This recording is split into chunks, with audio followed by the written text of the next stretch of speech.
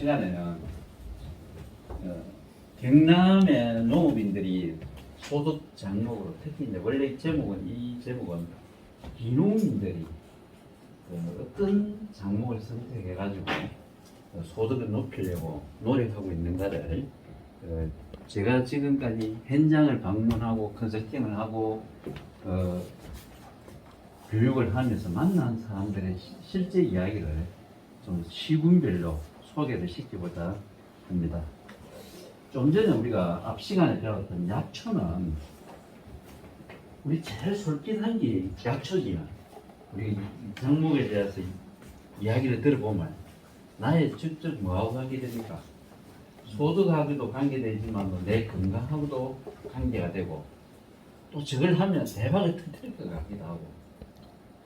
근데 약초를 해가지고 돈을 버는 사람이 제가 별로 못 봤어요. 여러분 약초를 해가지고 돈을 버는 사람을 잘 안 봤어요. 근데 어떤 현상이 일어나면 약초가 된다고 그랬는데 대표적으로 뭡니까? 전자 그 쑥 중에서 무슨 쑥이었습니까? 예? 인진쑥하고 또 무슨 쑥입니까? 그런 거 이제 한때 확 유명해가지고 굉장히 많이 됐죠. 그러다가 어느 날 뭡니까?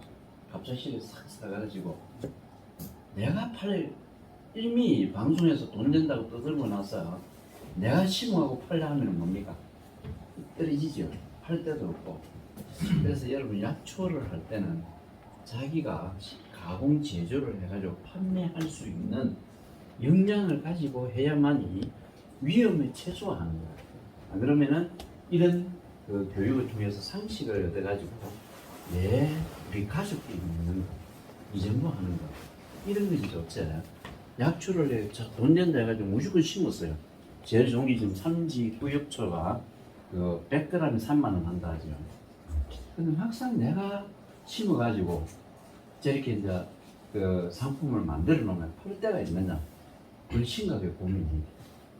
지금부터는 경남에 우리 농업인들이 어떤 작목을 하고 있는지 여기에 대해서 이야기를 드리겠는데, 먼저 어떤 우리 이제 농산물에서는 농축산물을 하죠. 농축산물을 합니다. 어떤 작목이 크게는 이제 농산물과 축산물로 구분이 되고, 또 농산물에서도 작물을 이렇게 경종이라면 뭡니까? 땅을 갈아가지고 씨를 뿌려서 우리가 하는 식량 작물을 보통 경종이라죠. 대표적으로 배, 보리, 콩, 감자, 고구마, 옥수 이런 것을 이야기하죠. 그 다음에 채소 작물, 딸기, 수박, 상추 이런 게 이제 채소 작물. 그 다음에 또 뭐냐, 약용 작물, 약초. 또 어떤 작물이 있습니까? 사과. 우리가 이런 것을 가수 작물이라 하죠. 뭐 과일 종류, 복숭아, 사과, 배. 그 다음에 특용 작물, 이제 버섯 이런 것을 우리가 이제 특용 또 작물이라고 하고, 또 임산물 이렇게 이제 구분하는 것도 있고. 그 다음에 이제 축산물에서는 소, 돼지, 대표적으로 우리 양계, 양봉, 곤충 이렇게 구분하죠. 자, 이 중에서 여러분 우리나라 지금 현재 무엇을 해야 돈을 제일 많이 벌까요? 잘 벌 수 있을까요? 어떤 작목을 해야 돈을 잘 벌 수 있을까요? 잘 보일 게 없어요. 없어요. 농민 중에서 1년에 몇억 버는 사람도 있는데 쉽게 버는 사람도 있어. 우리 월급 해가지고 연봉 1억 받으면 뭡니까? 이사도 예, 월급 성공했다 하죠. 월급 뭐 그 사람 돈 잘 번다고 이야기하는 평가를 하잖아요. 연봉 1억이 넘어가면 우리 농업인 중에 1억이 넘어가는 사람이 생각 외로 많습니다. 그 사람들은 대부분 다 어떤 사람이냐? 축산을 하는 사람이에요. 그리고 두 번째로는 시설 원해를 하시는, 우리 이제 선생님 고추 하신다는데, 우리 청양고추 대표적으로 밀양에 가면 무안이 우리나라 청양고추 70%를 생산하지요. 뭐 그 사람들은 참 부자 부추네요. 1년에 1억 이거는 뭐 아무것도 아니에요. 그 있는 농민들이. 근데 한 해 최근 몇 년 정도 청양고추 가격이 너무 떨어져 가고 이제 그때 시작한 사람들이 뭐 자살하는 사람도 나오고 이래서 위험이 있는데 그래서 고추는 이 작물 그 수확 기간이 길기 때문에 또 이제 좀 그런 대로 재미가 있는 것 같아요. 그래서 제가 보기로는 축산이 돈을 최고 잘 벌고 많이 벌 수가 있고 두 번째로는 시설하우스가 해야만이 농촌에서 돈을 좀 버는 것 같아요. 벌 수 있는 놈 그거 이외에는 제가 보기로는 돈 되는 게 별로 없어요. 그 위에 이제 돈 되는 게 뭐가 있느냐 하면은 벼농사를 지으려면은 그래도 한 5만 평 정도 지어야 돼요. 5만 평. 우리가 귀농한 사람들이 신규로 농업에 진입하는 사람이 땅을 5만 평 구할 수가 있습니까? 그건 못 구해요. 그건 거의 불가능해요.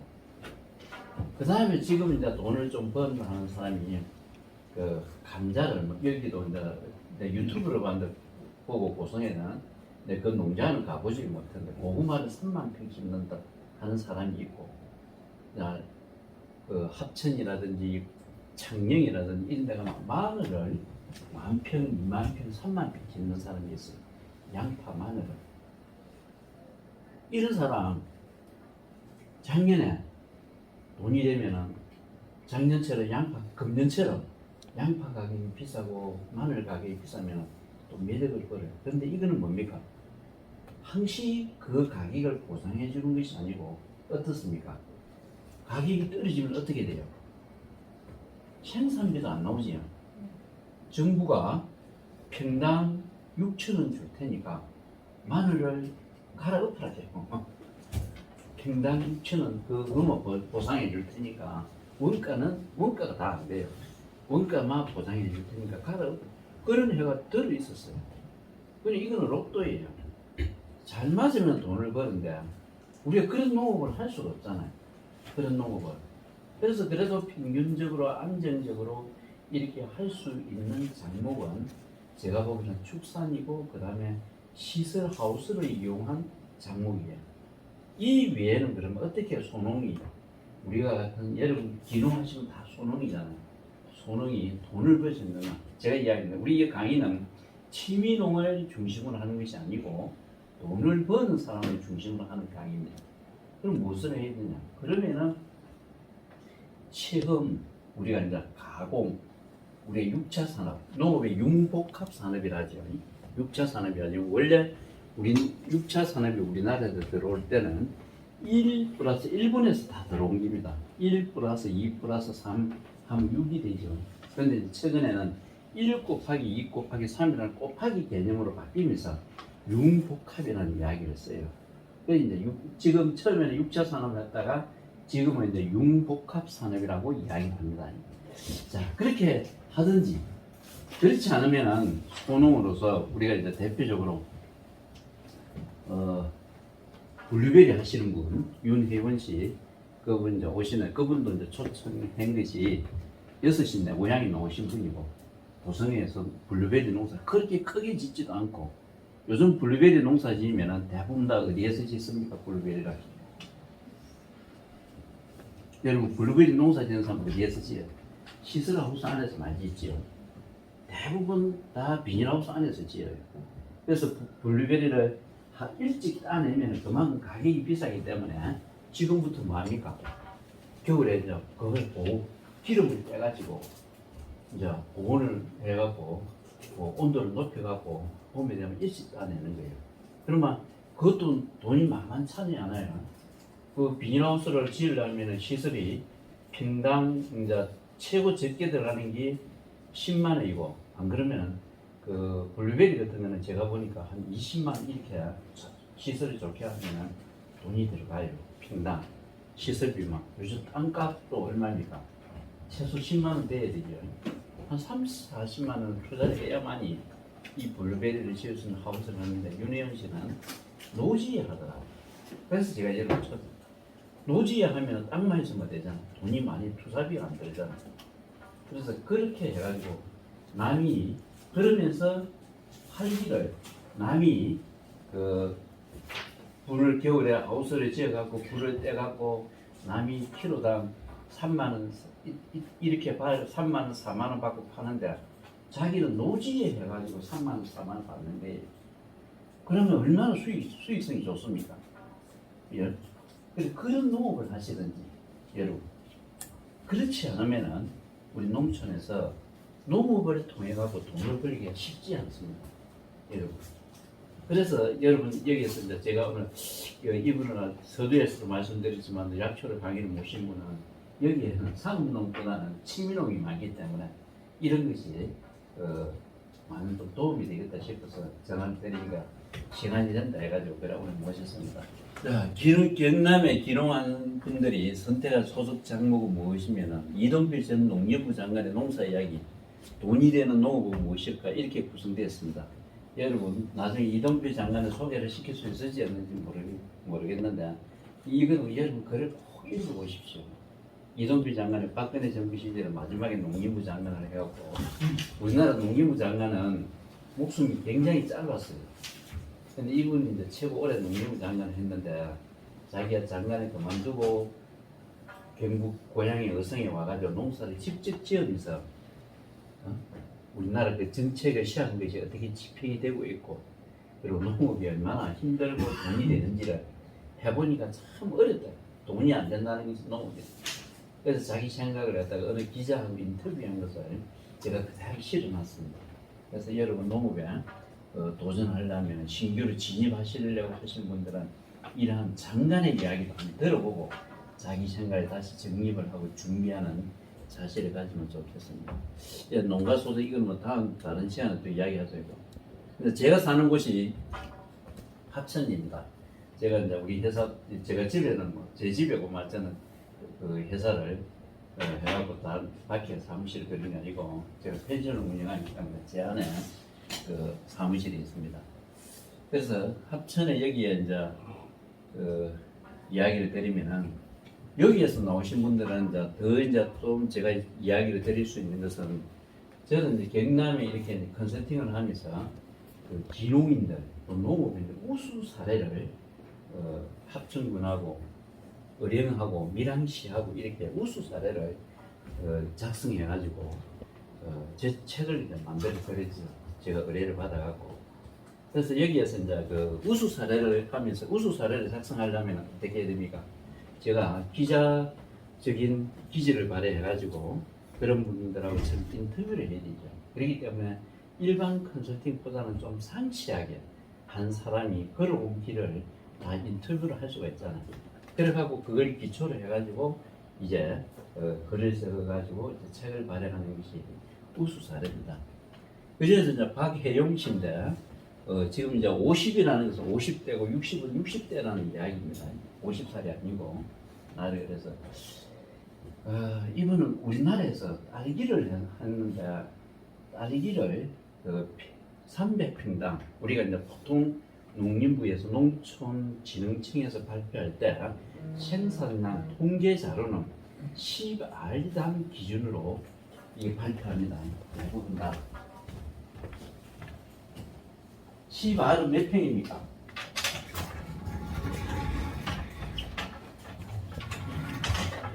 여러분 뭐 정부가 발표할 때는 대부분 다 10알당 이렇게 이게 담보당인데 1담보당 하죠. 이거는 300평입니다. 딸기가 진짜 고설 재배가 있고 우리가 토경 재배가 있죠. 딸기 같은 경우에는 고설이랑 이거 이제 수경 재배를 하기도 하고 양육 재배를 하기도 합니다. 같은 말입니다. 이제 일본의 이제 토경 재배 하나는 흙에서 그냥 이제 두둑지 가지고 비닐을 씌워가지고 딸기 심어가지고 하는 것을 우리가 토경 재배. 그 흙에서 우리가 이제 그 계단을 만들어 가지고 그 위에 그 코코넛 그걸 그 이파리를 가지고 모아가지고 거기에 딸기를 심어가지고 물을 줘가지고 심는다 해가지고 수경 재배를 하기도 하고 그 물 속에는 뭐가 있습니까? 영양 성분이 있죠. 그래서 양액을 지금 주입시키면서 양액 재배 또 이제 높다 해가지고 고설 재배 세 가지 이야기를 듣는데 다 같은 방식입니다. 우리나라 평균 10알당 딸기 고설 재배하면 많이 심으면 많이 생산하면은 한 4톤 정도 생산해요. 딸기가 4톤. 토기는 그렇게 생산이 안 됩니다. 한 3톤에서 3톤 500 생산을 많이 한다고 봐요. 근데 이 사람은 9톤 정도 생산해요. 9톤 정도. 이제 특이하게 딸기를 2단 배드를 해요. 배드가 이제 저기 이렇게 보통 이제 한 줄로 쭉 있는데 여기서 이제 하나 더 해갖고 이렇게 이제 여기도 딸기를 심고 여기도 딸기 심고 2단 배드를 심는 거예요. 그래가지고 하는데 상당히 그 수입이 좋고 특히 이 사람이 자기가 이제 기농을 해가지고 50이 돼가지고 기농을 해가지고 이제 지금의 자기가 있기까지 이제 하루에 부부가 18시간의 초창 일을 했대요. 하루에. 그래서 1년, 2년을 그런 식으로 일을 해가지고 지금은 자기가 이제 있어가지고 그런 자기가 성공하니까 돈 번다. 저 사람이 기농해가지고 딸기 농사 지어가지고 돈 번다 하니까 자기 제일 먼저 자기 마을에 사는 그 자기 사촌들, 육촌들, 뭐 자기 그 문중에 자기 집안 사람들이 한 5명이 기농해가지고 지금 그래 같이 딸기 농사를 주위에서 짓고 있어요. 지금은 이제 그 선별장도 공선회라는 것이 있죠. 여러분들 그게 이제 공동 선별장입니다. 공선회를 만들어 가지고 군으로부터 지원금도 받고 해가지고 딸기를 이제 같이 이제 그 부인들 자기 이제 그 여자들 같이 이제 이제 딸기 선별하고 해가지고 또 한 사람은 운영해가지고 이제 납품한 사람도 있고 이래가지고 상당한 수익을 많이 창출하고 있습니다. 이분은 이제 대표적으로 성공한 사람이고요. 이제 가야에 있는 그 김저기에 이제 소개시킨 대인사가 있는 게 가야 면에 대인사가 있습니다. 이분은 이제 처갓집에서 준 그 사과밭을 하는데 이 지역에는 이제 거창이 사과가 많죠. 거창 가족하고 가야가 바로 그 산 하나를 가지고 경계선에 있습니다. 있는데 사과가 지금 어떻습니까? 우리가 옛날에는 대구에 사과가 많이 하다가 지금 대구에는 사과가 거의 없지요. 어디로 올라갑니까? 사과가 북부 우리나라 강원도까지 지금 올라가죠. 재배 지역이 자꾸 북상이 됩니다. 그래서 기온으로 접합하지 않는 곳에 이제 사과를 이렇게 하니까 아무래도 품질이라든지 이런 게 좀 떨어질 수밖에 없겠죠. 이 사람이 이제 하는 게 아피오스라는 것을 또 해요. 여러분 들어보십니까?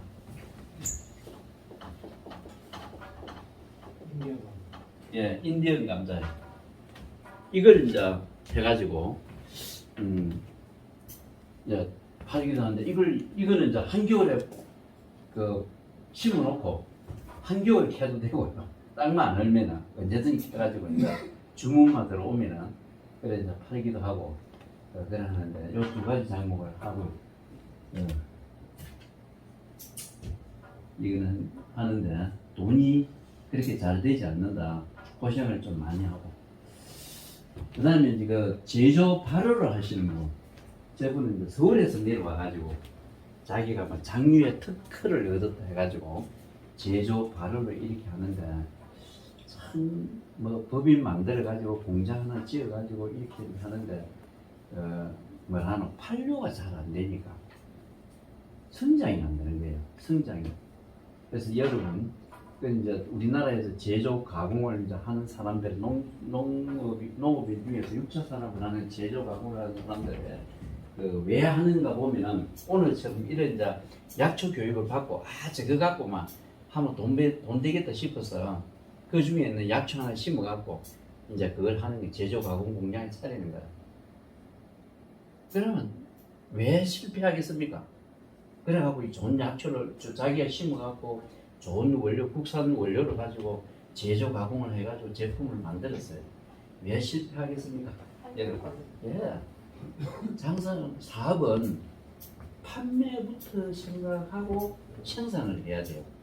판매에 자신이 있는 물건을 생산을 해야만 되는데 판매를 생각하지 않고 저거 돈 되겠다 싶어서 생산하는 거예요.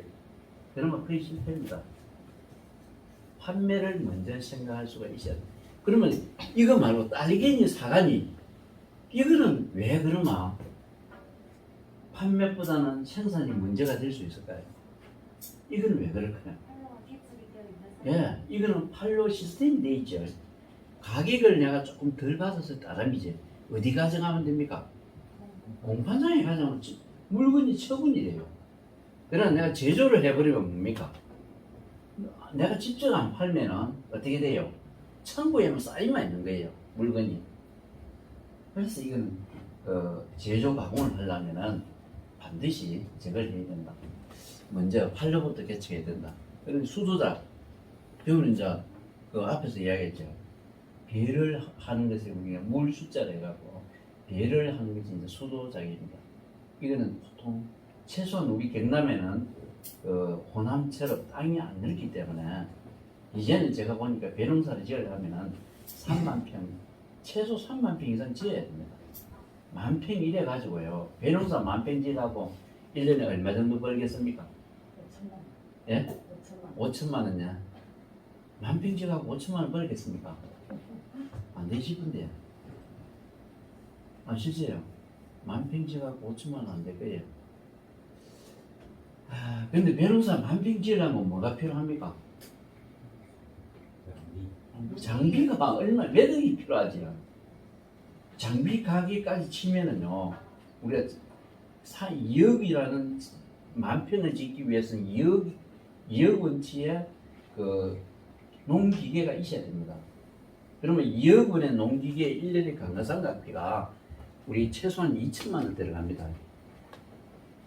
트랙터 10년 이상 쓰기 쉽지 않아요. 이항기 이런 거 보통 그 내용 연수가 우리 6년, 7년, 10년 넘어가는 게 없어요. 우리 농기계 중에서. 그래서 감가상각비까지 10년을 치더라도 1년에 2천만 원 치하고 나면은 10,000평 지어봤자 순이익은 한 3천만 원, 4천만 원 정도밖에 안 될 거예요. 이 수익이. 그래서 이 배농사는 또 10,000평을 땅을 구하기가 쉽지 않고 경남 지역에서는. 그래서 이 수도자가를 해가지고 기농인들 돈을 벌기는 쉽지는 않다. 고생은 굉장히 하고. 그 다음에 이제 그 청덕에 이분은 특이한 사람이라 마케팅 하니까 이게 다 떠오르지요. 그래서 하분 이제 이런 다른 것 때문에 컨설팅을 이제 갔었는데 자기는 이제 자기가 이제 파는 것을 이제 보여주는 거예요. 어떻게 파느냐. 그냥 보면 우리가 이 카톡에 그 다음에 그 문자 메시지로 전단지를 하나 만들어 가지고 이래 갖고 이제 사람들에게 문자 발송을 할 거예요. 문자 발송을 그냥 뭐 특이하게 자기가 디자인을 공개하고 그런 것도 아니고 막 배추 한 폭이 얼마, 절인 배추를 이제 주로 하는데 절인 배추 한 폭이 얼마, 쌀을 10kg 얼마 이런 식으로 해가지고 우리 직접 다소에게 왜 이제 이게 가능하냐면은 자기가 부산에 있으면서 시의원에 나왔다요. 그래서 시의원에 나오기 위해서 이제 사회 활동을 이렇게 많이 했을 거 아닙니까 준비를.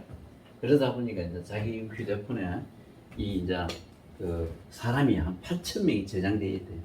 이제 저장된 숫자가 그 사람을 대상으로 무조건 날리는 거예요. 무조건 날려가지고 이제 그래서 전화가 오면은 그런데 의외로 1년에 한 1억 5천 정도 그 농산물을 판다 하더라고요. 그런 식으로. 그러니까 이제 한번 사본 구매해본 사람이 믿음이 가니까 이제 신뢰성을 가지고 반복 구매가 되고 재구매하는 사람은 우리가 이제 충성 고객이라 하죠.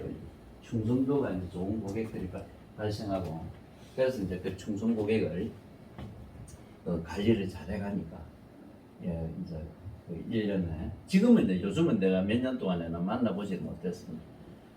한 4, 5년 전에 만난 사람인데 이렇게 이제 소득을 창출하는 사람도 있어요. 자기 누나가 하고 이제 있는데 자기 누나는 주로 이제 절임 배추 이런 걸 이제 하고 그래가지고 자기는 이걸 통해서 파는 거예요. 그 다음에 가야 이제 표고버섯인데 제가 이제 경남에서 이렇게 쭉 다니면은 표고버섯 하는 사람하고 잘 하지 말아 합니다. 표고버섯 해가지고 돈 버는 사람을 별로 못 봤거든요. 여러분 버섯 해가지고 돈 버는 사람 봤습니까? 여기서 버섯을 하고 싶은 분 계십니까? 여기 없습니까? 혹시나 한번 들어보셨습니까? 버스에 대해서 관심을 가지고 한번 해보셨습니까? 우리 경남에 이렇게 보면은 은행 어느 지역에 가도 버섯을 많이 합니다. 뭐 많이는 하지 않지만 그래도 하는 농가들이 들어 좀 있어요. 은행에 가면 좀 많고. 그래서 이제 표고버섯은 이제 두 가지가 있죠. 참나무에 이제 그걸 해갖고 하는 것이 있고 배지에 하는 것이 있어요. 원목 재배가 있고 배지 재배가 있는데 원목 재배는 지금 이제 많이 자꾸 면적이 줄어들지요. 재배하는 농가도 줄어들고 왜냐하면 그 자체가 이제 굉장히 힘이 많이 들어가거든요. 이게 뭐 이게 이제 원목 이걸 뭡니까 앞뒤로 이제 뭐 DBC가 되기도 하고 이렇게 힘이 많이 들어가니까 배지 재배를 많이 하는데 배지 재배를 해가지고 이제 왜 실패하느냐 1등품만 많이 생산하면 되는데 보통 1등분이 그 버섯은 상품과 하품에 대해서 가격 차이가 너무 많이 나더라고요. 상품이 만원 이상만 1kg에 받으면 되는데 하품이 되니까 3,000원, 2,000원 이래밖에 안 되더라고요. 경매 가격이. 그럼 버섯은 키로당 7,000원 이상 받아야 돼요. 그래야만 원가가 이제 되는 거예요. 7,000원 이상 받아야만이 이제 수익이 이제 발생하는 거예요. 손익분기점이. 근데 이분은 자기가 저기 가가지고 그 충청도에 가갖고 한 2년 동안 돈도 안 받고 자기 기술만 배워갖고 내려와가지고 버섯을 재배해가지고 돈을 좀 됐는데 지금 이제 그 이제 소문이 내는 해자 그 옆에 골프장 가는데 거기에 숭산이라는 데 거기 있는데 그래서 이제 그 지역 사람들이 젊은 사람들이 그 기농을 많이 했어. 7농가가 했어요 지금까지. 그 버섯 그걸 이제 배우려고 그 버섯을 가지고 돈 되는 걸 보고 자기들 버섯 해가지고 버섯 농사를 지으려고 7농가가 했는데 더 이제 그 기농하고자 하는 분들이 있는데 요즘 또 땅 구하기가 힘들어가지고 그래가지고 이제 기농을 못하고 있는 분도 있다는 이야기를 한둘이 있다는 이야기를 들었습니다. 그래서 표고버섯을 하려면은 이 기술력이 중요하다는 거예요. 그 다음에 이제 곤충.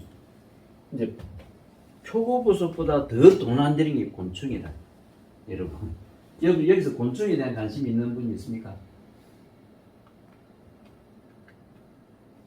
없습니까?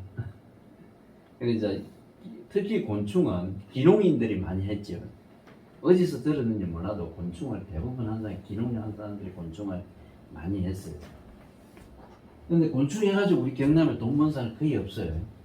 여러분, 곤충을 하려면 신중하게 하셔야 됩니다. 곤충은 그럼 누가 돈 버느냐? 곤충 분양해주고 건물 씌워주는 사람은 돈 벌지 곤충을 실제 재배한 사람은 돈을 거의 못 벌었어요. 근데 이 사람만은 돈을 벌었어요. 이 사람이 원래 함한 사람인데 경기도에서 돼지 먹이다가 그 지역에 와가지고 돼지가 다 몰살하는 걸 보고 자기는 너무 충격을 받아가지고 그래 이제 이 농장도 원래 돼지 농장이었어요. 그래서 이제 여기에 와가지고 이걸 구입해가지고 와가지고 이제 곤충을 먹였는데 왜 이제 이 사람은 돈을 버느냐면은 곤충은 주로 이제 우리가 이제 군뱅이라 하는 게 있잖아요. 군뱅이, 거저리, 그 다음에 뭡니까? 쌍빛도라미, 쌍별빛도라미, 메뚜기, 지렁이. 지금 우리나라에서 곤충으로 기를 수 있는 것이 한 10가지 정도 되죠. 정부가 해마다 식용곤충을 이렇게 발표를 합니다. 그 중에서 현재 한 10가지 정도 되는데 이분이 이제 그 하는 건 이제 군뱅이라. 군뱅이는 어떻게 해야 먹습니까? 여러분 군뱅이를 키우면 우리 군뱅이를 키우는 사람들 어떻게 해서 수익을 창출합니까? 예? 예. 제일 많이 하는 건 즙을 싸가고 거기에 이제 사과를 였든지 뭐 인삼이라든지 뭐 우리가 직접 대부터 해갖고 즙을 이제 해가지고 제일 많이 팔고 그 다음에 환, 분말 이렇죠. 또 생자 이것도 자기 거기 안 되면 생으로 팔기도 하고 이렇습니다. 근데 이분은 이 블로그 활동을 많이 자기가 여자가 글을 잘 써가지고 블로그 활동을 많이 하니까 방송에서 많이 왔어요. SBS도 나오고 KBS도 나오고 지방방송에서 나오고 그러다 보니까 인지도가 높아가지고 자기가 1년에 충분하게 다 파는 거예요. 그리고 이제 자기 집도 그 농장을 구경하러 온다든지 행사에 오는 사람이 있으면은 와갖고 그냥 카페식으로 만들어 가지고 농장에 하나를 거기에서 또 커피 한 잔 먹을 수 있고 또 항토방도 이어가지고 하루 고객들이 하루 자고 싶으면 자고 갈 수도 있고 그렇게 영업을 참 잘하더라고. 그래서 자기가 1년에 한 곤충 이거 해가지고 한 1억 정도 이제 매출을 올리는 거예요. 이 정도만 돼도 괜찮은데 우리 경남에서 지금 곤충 해가지고 거의 후회하고 돈 안 되고 어려움을 다 겪고 있어요. 현재 저도 곤충 농가를 2농가를 하고 있습니다. 컨설팅 하고 있는데 그 농가들이 다 돈이 안 돼요. 그 다음에 이제 묘목 유통 이렇게 이제 그 묘목을 해가지고 우리 농업에서 이제 이렇게 또 취미가 있으신 분이 원래 이제 진주가 우리나라 묘목 시장에서 그 발달한 곳이고 유명한 곳이었죠. 지금 워낙 이제 진주시가 이제 성장하다 보니까 묘목 시장이 많이 없어지고 했는데 이 묘목에서 해가지고 돈을 한 쓰는 산딸기 이분을 소개시키면 앞에 이제 저 위에 사과하고 이제 같은 이야기인데 산딸기를 경남에서는 어디다 많이 합니까? 산딸기를 재배하는 건 산에서 딸기를 지금 어디서 재배합니까 이거? 하우사에서 재배하죠. 우리 경남에서 지금 어디가 제일 많이 합니까? 김해. 예, 김해가 산딸기를 제일 많이 하거든요. 근데 이 사람을 소개해요. 여러분 작목을 선택할 때 그 지역에서 많이 하는 것을 하십시오. 합시는 유일하게 혼자 했어요. 이 사람입니다. 그러니까 우리가 농업인이 무슨 하우스를 하고 하면은 그 기술센터 가서 이것 좀 지원 좀 해주십시오. 이렇게 도움을 좀 받아야 되는데 자기 혼자 하니까 담당자가 지원 잘 안 해주려는 거예요. 정책을 펼 수가 없어요. 군이라는 것은 여러 사람한테 돈이 혜택이 돌아가야 되지 혼자를 위해서는 정책을 잘 입안을 하지 않거든요. 그러니까 이제 여러분 그런 것도 한번 생각을 해가지고 여러분이 작목을 정할 때 고성이 오면은 또 거류면에 가시면은 거류면은 1차적으로 자기가 특별한 기술이 있다든지 자기 나름대로 어떤 특별한 노하우가 있다고 모르겠는데 그렇지 않으면은 그 지역에 많이 하는 작목을 일단은 하는 것이 좋습니다. 그래야 남이 혜택 받을 때 같이 혜택을 받을 수 있고 지원을 받을 수 있고 또 그 지역에 작목이 많다는 것은 뭡니까? 그 작목에 대해서 생산에서부터 판로까지 안정적으로 시스템이 되어 있다는 이야기죠. 그게 중요한 겁니다. 초보 기농인에게 있어갖고 이것이 안 되면 판로가 안 되면 나중에 어떻게 돼요? 거기서 제일 힘든 거 아닙니까? 또 그리고 기술을 배우려 배울 수가 없잖아요. 사람이 많다는 것은 내가 궁금하고 어려움이 있을 때 배울 수 있는 사람이 주위에 있다는 이야기. 제조하시는 분, 요건 뭐다 양봉. 저는 이제 기농하신 분들에게 제일 많이 권유하는 작목 중에 하나가 양봉입니다. 여러분 양봉은 어떤 장점이 있을까요? 양봉을 하시는 분 있습니까? 벌 하시는 분?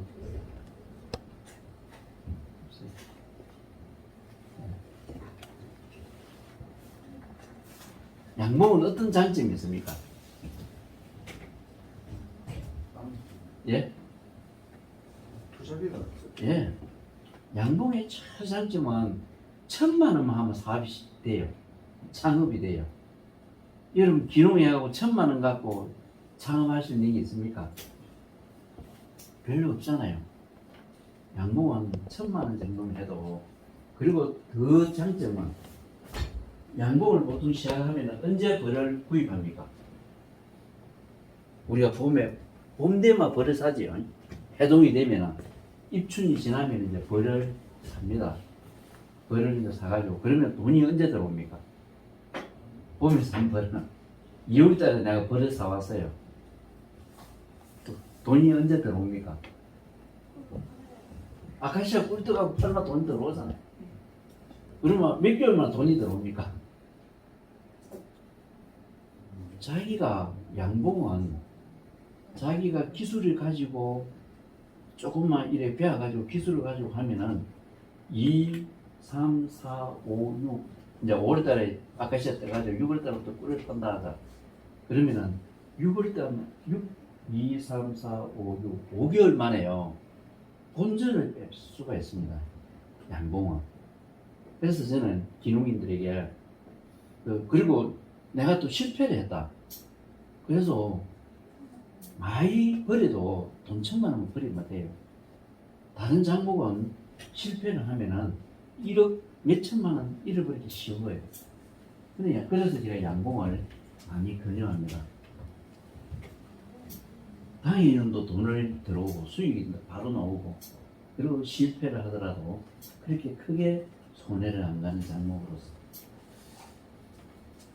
그리고 이제 복합영농은 그 뭐 이것저것 하는 것이 복합영농이고 합천 쌍백에는 합천군 우리나라에서 이제 경남에서 우리나라 전체에서도 난을 지역의 주 소속 작목으로 지원하는 데는 합천군 밖에 없어요. 우리가 말하는 동양난 이 이제 서양난이 아니고 우리 국산 난을 갖다 동양난이 하죠. 우리나라 난을 이렇게 이제 지원을 얼마 정도 해주냐면은 내가 난을 키우고 싶다 하면은 난 교육 과정이 있어요. 그 교육 과정을 이수하면은 2,500만 원을 5천만 원짜리 난 사육장에 짓는데 2,500만 원을 보조를 해주고 2,500만 원 자기 자부담으로 그 표준 규격대로 하우스를 지어야 돼요. 시설을 지어가지고 거기에 난을 이제 그 입식할 정도까지 이게 지원을 해줘요. 그런데 아직까지 난을 키워가지고 돈을 벌었다는 소리를 제가 듣지 못했는데 물론 이제 키우는 시간이 필요하고 하는데 난이 이제 일반 어떤 사람을 들어보면 난이 돈이 굉장히 된다고 또 어떤 사람을 들어보면은 난 이건 돈 안 됩니다 하는 이야기가 있고 아직까지 수익성에 대해서는 제가 정확하게 이야기하기를 할 수가 없는 것 같아요. 왜냐하면 전라도 한번 가가지고 아니 충청도 가가지고 난에 대해서 한번 자기 평생을 난을 했다는데 난이 수익성이 어떻습니까? 난 하지 마시오 한마디 잘라서 난 돈 안 됩니다. 난 애호가도 저거끼리 사고 팔아가고 1억이니 3천만 원이 하지 일반 사람들이 난 키워갖고 돈 안 됩니다 하고 그런데 또 이렇게 뭐 난을 경매장도 많이 있어요. 합천에 가면 이런 사람들도 이야기를 또 들어보면 농사 그거 마르지요. 난에 이제 난이 돈이 된다는 이야기도 있습니다. 이제 배 한우 딸기는 앞에서 이야기를 했고 배 한우 제가 보니까 우리가 이제 배하고 한우를 할 수 있는 저런 그 시스템을 갖추려면 성계농이 돼야 돼요. 부모님이 생전에 살아 계시면서 축사라도 한 50평, 100평 이렇게 지었다가 소도 좀 경험도 키우고 기도 하고 배농사도 한 3,000평 이렇게 2, 3,000평 자기 논이 있어가지고 농사 지으신 분들은 이건 장남이 들어오면 자기게 되죠. 이 사람들은 기반이 튼튼하고 기농하면 재미가 있어요. 배도 소도 한 2, 30도 키우고 배농사 지어가면서 하면 재미가 있는데 이런 구조를 갖추기가 쉽지 않지요. 이거는 성계농이 아니면은 이 구조를 못 갖춥니다. 성계농이 아니면 안 그러면은 뭐 부모님한테 이제 받은 일반 사람들이 단순한 기농하신 분들이 배하고 한우를 하기 힘든지 한우는 지금 축사를 지으려고 하면 어떤 규제에 걸립니까? 환경 규제에 걸리죠. 소를 키우려고 하면 마을로부터 몇 메다 떨어져야 됩니다. 축사를 허가를 신규로 받으려면 300m에 보이는 시군에마다 약간 차이가 있습니다. 어떤 시군에는 250m 지자체별로 그 조례로 정하게 되어 있거든요. 300m도 있고 이제 이것보다 소보다는 좀 더 환경 이제 오염 심한 돼지하고 양계 이거는 이제 말하고 또 700m 떨어져야 돼요. 그래서 여러분들 그 지적도를 떼보면은 그 마을에서 이렇게 떼보면은 소 사육 한계점이 원을 딱 그려놨어요. 돼지 양계 사육 한계점 해가지고 또 원을 딱 그려놨어요. 그 안에는 어떤 조건이 돼도 기존 축사 이외에는 할 수가 없어요. 근데 기존까지 허가를 안 해주면 우리나라 지금 기반이 망해지잖아요. 그래서 기존은 축사는 그거는 이제 유지가 되고 신규는 안 되는 거예요. 그리고 신규를 받으려면은 그 기존 기농인들이 신규를 축산을 허가를 받으려면 어렵다 그만입니다. 근데 기존의 농업인들은 어떻습니까? 그 부모 승계 받은 사람들 기존 축사는 인정을 해주니까 그 마을 안에서도 지금 소를 키우거든요. 보통 기존의 부모님들은 축사가 어디 있습니까? 동네 주변에 있지요. 그래서 이제 가능합니다. 한우, 뭐 지금은 이제 한우 가격이 이제 계속 떨어져 갖고 소 파전이 올 기라고 이야기하는데 제가 보니 제 생각에는 그래도 한우가 앞으로 우리가 소득 작목으로서는 괜찮지 싶어요. 소득 작목으로서.